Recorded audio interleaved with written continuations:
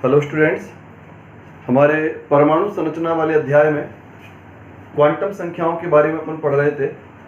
और कल मैंने आप लोगों को जो है मुख्य क्वांटम संख्या के बारे में बताया था, और ये बताया था कि मुख्य क्वांटम संख्या आपको कोश के बारे में संपूर्ण जानकारी प्रदान करती है। मुख्य क्वांटम संख्या इलेक्ट्रॉन के कोश के बारे में संपूर्ण जानकारी प्रदान करने का कार्य करती है।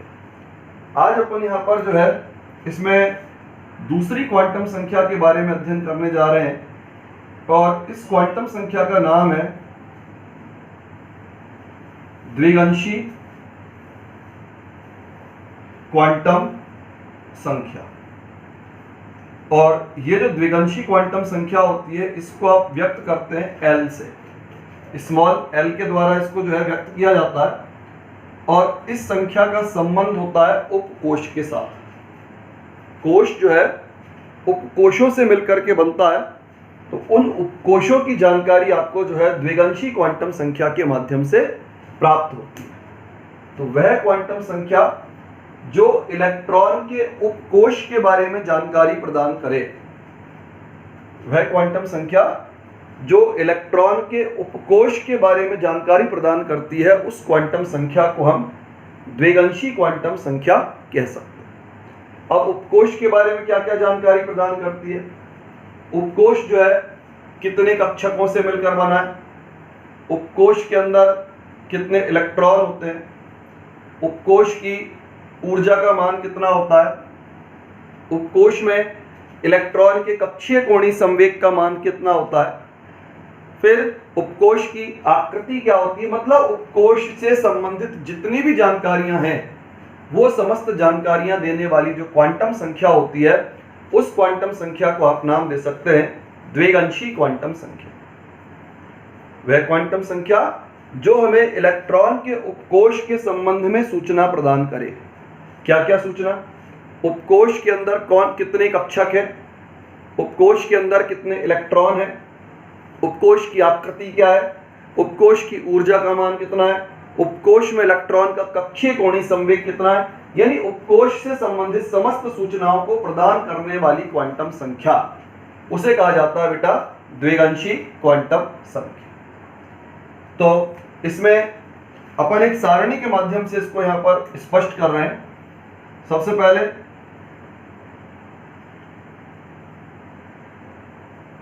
n का मान, l के मान, l के मान बेटा प्रारंभ होते हैं 0 से n-1 तक। l के मान आपके प्रारंभ होंगे 0 से n-1 तक। फिर हर एक मान का संबंध एक उपकोश के साथ होता है। उपकोश की आकृति, फिर उपकोश में कक्षकों की संख्या,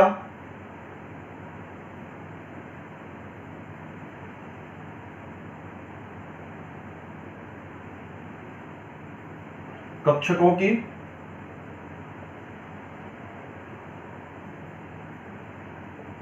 संख्या, और उपकोश में इलेक्ट्रॉन की संख्या 2 × 2l+। तो कई सारी आपको जो है आवश्यक जानकारी जो है ये क्वांटम संख्या प्रदान करने का कार्य करती है। आप देखिए,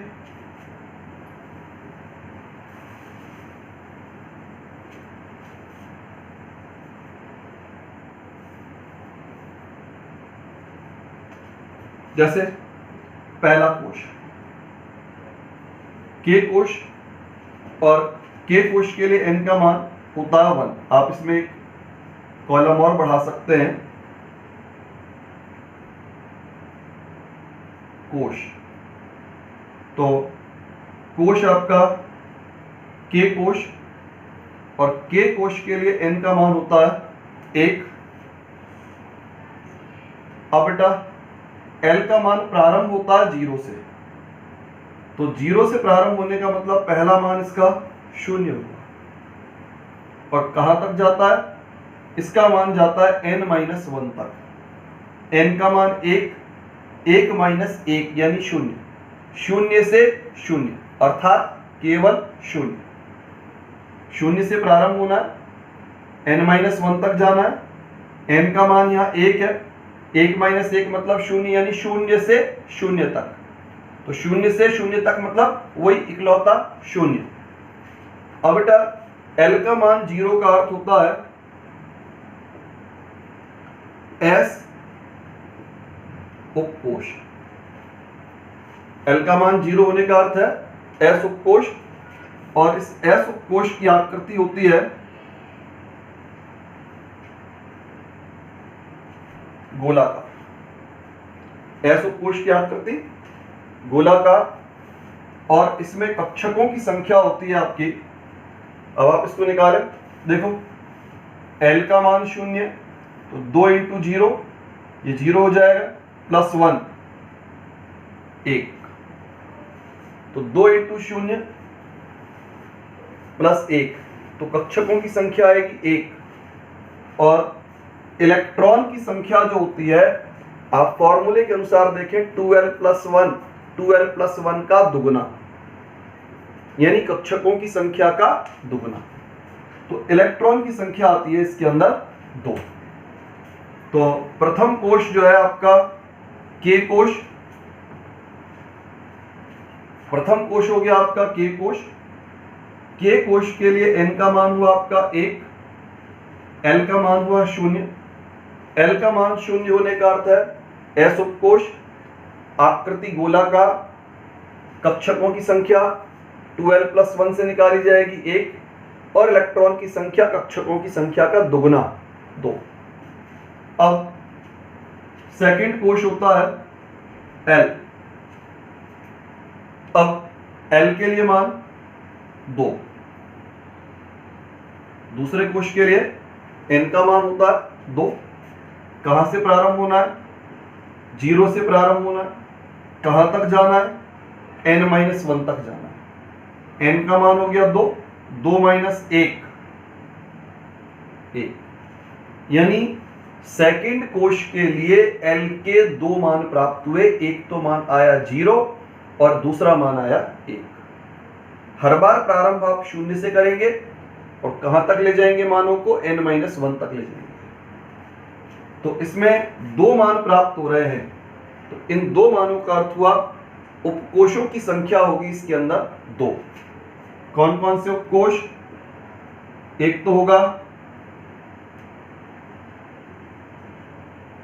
S उपकोश, और दूसरा होगा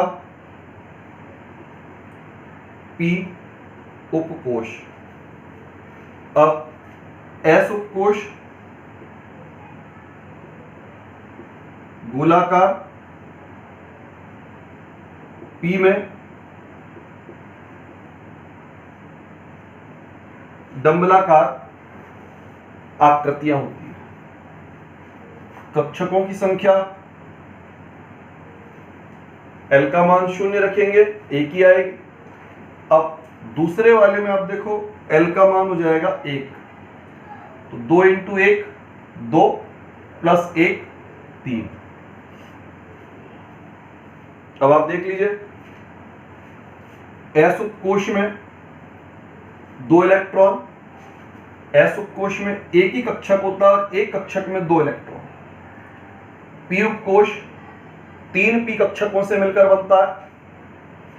P उपकोष 3 P कक्षकों से मिलकर बनता है, और इलेक्ट्रॉन की संख्या कक्षकों की संख्या का डबल यानी 6, और इन दोनों को मिला दिया जाए तो 8, जो कि हमने n के द्वारा पढ़ा था कि दूसरे कोश में अधिकतम 8 इलेक्ट्रॉन हो सकते हैं।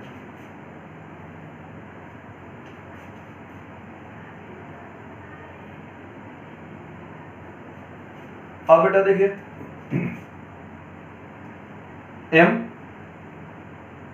m में 3,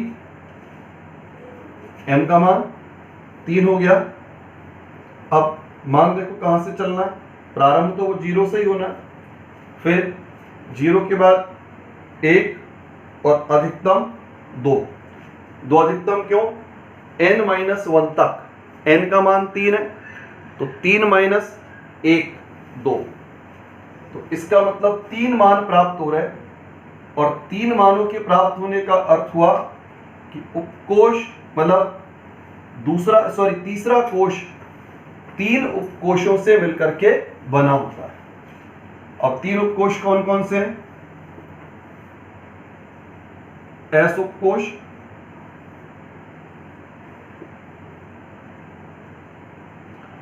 पी उपकोष और डी उपकोष। और आकृतियां, एस की आकृति गोलाकार,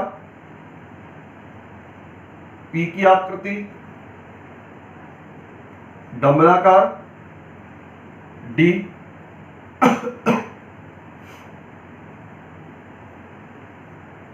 डबल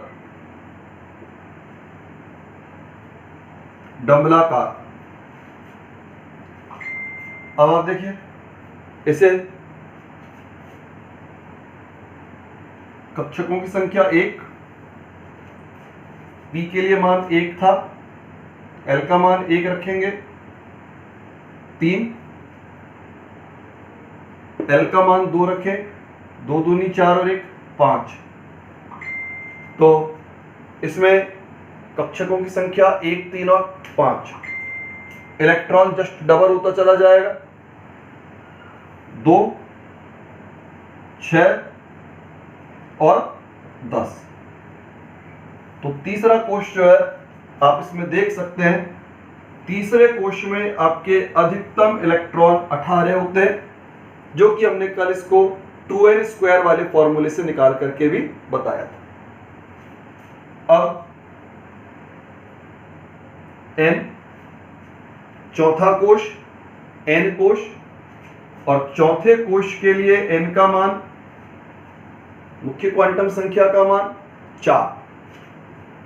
अब मान प्रारंभ कहां से होना है? 0 से प्रारंभ होगा, कहां तक जाएगा? 4 माइनस 1 तक। n का मान 4, 4 माइनस 1 3 तक, यानी 0 1 2 और 3। तो इस तरह टोटल 4 मान प्राप्त हो रहे हैं। चौथे कोष के लिए L के 4 मान प्राप्त हुए, मतलब इसका चौथा कोष 4 उपकोषों से मिलकर के बना होता है। अब ये जो 4 उपकोष हैं कौन कौन से हो गए? देखें, S उपकोष,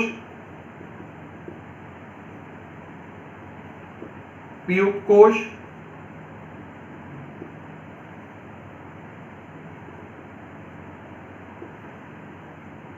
D उपकोष और F उपकोष। अब आकृति में गोलाकार, डंबलाकार, डबल,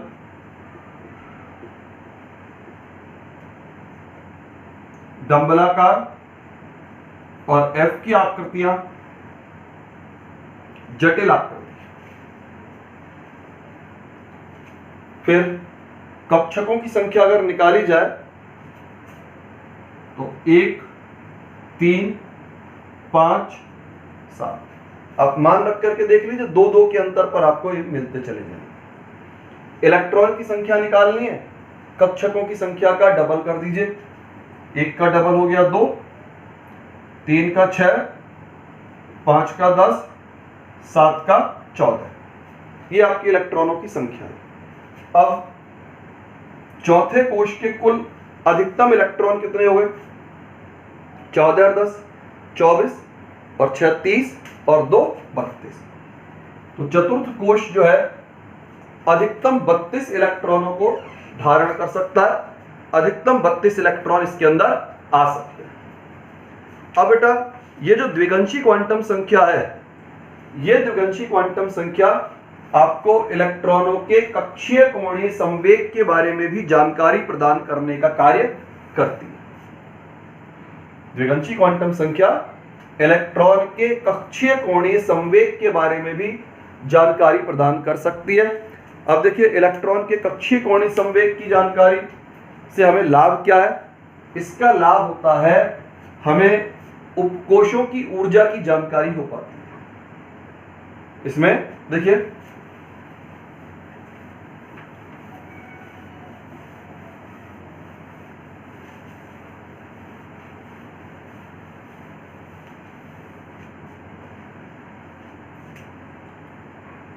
इलेक्ट्रॉन का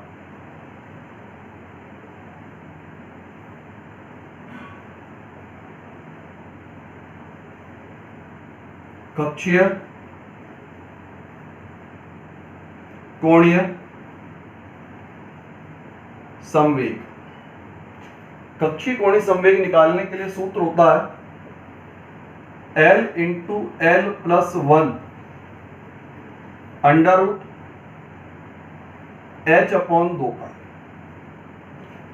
इलेक्ट्रॉन के कक्षीय कोणीय संवेग को निकालने के लिए L into L plus 1 H upon 2 pi सूत्र होता है। इसके माध्यम से हम कक्षीय कोणीय संवेग की गणना कर सकते हैं। अब बेटा, इसमें जैसे S उपकोश के लिए, S उपकोश के लिए, अब देखो S उपकोश के लिए L का मान होता है 0। अगर L का मान 0 है तो आप मान रख दो 0। जब L का मान 0 रखेंगे तो सब कुछ 0 हो जाएगा, क्योंकि 0 से मल्टीप्लाई करना है अपने। फिर P उपकोश के लिए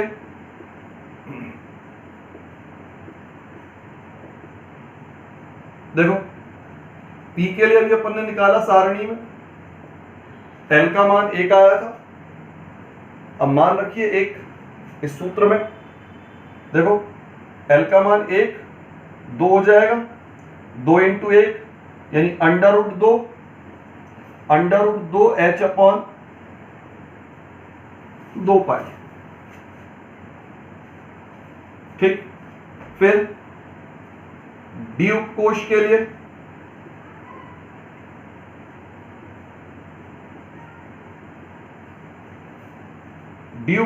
लिए L का मान हो गया 2। अब L का मान अगर 2 रखा जाए तो आप देखिए 2 और 1 3, 3 दूनी 6, अंडर रूट 6 H अपॉन 2 पाई। फिर F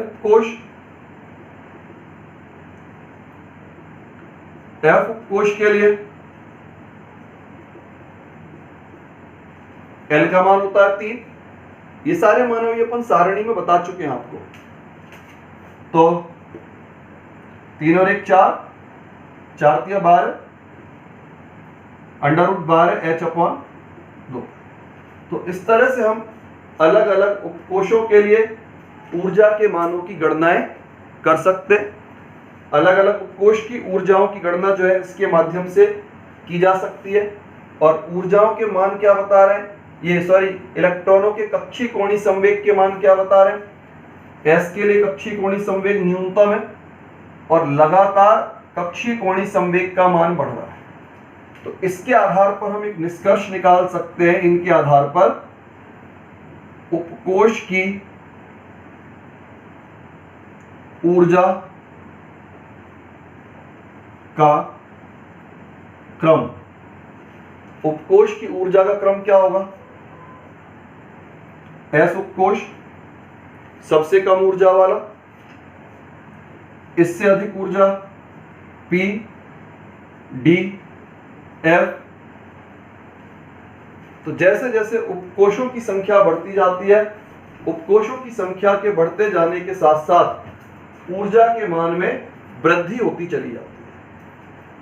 उपकोशों की ऊर्जा का मान बढ़ेगा, उपकोश की ऊर्जा का मतलब कक्षीय कोणीय संवेग का मान बढ़ेगा, तो कक्षीय कोणीय संवेग का मान बढ़ने के साथ साथ उपकोश की ऊर्जा के मान में वृद्धि होगी। तो इसको अगर हम जो है पूरे को चित्र के माध्यम से अगर हम एक व्यक्त करें, जैसे नाभिक,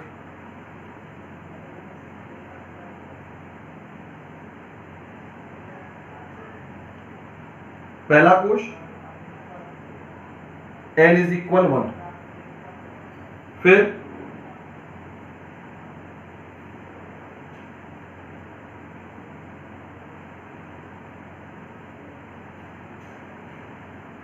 n = 2। आप देखिए इसमें हमने दो लाइनें व्यक्त करी हैं, मतलब दूसरा कोश दो कोशों से मिलकर बना है। दो कोश कौन कौन से? S एवं P। तीसरा कोश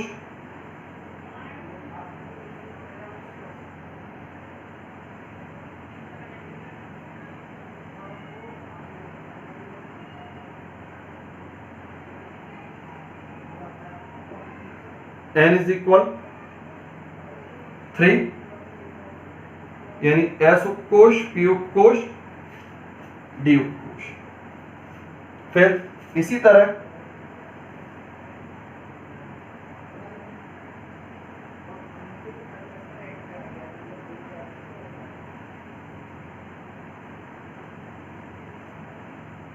चौथा कोश n = 4, S, P, D और F।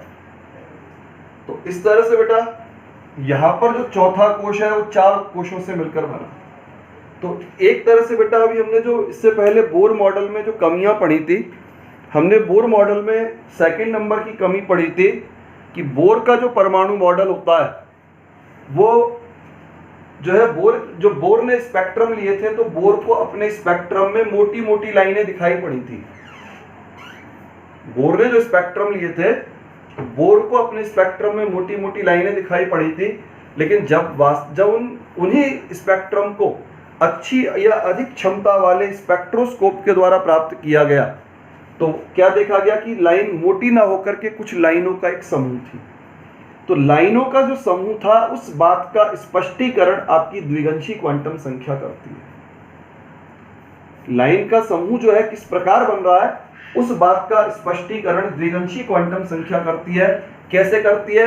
द्विगंशी क्वांटम संख्या बताती है कि एक कोश उपकोशों से मिलकर के बना होता है।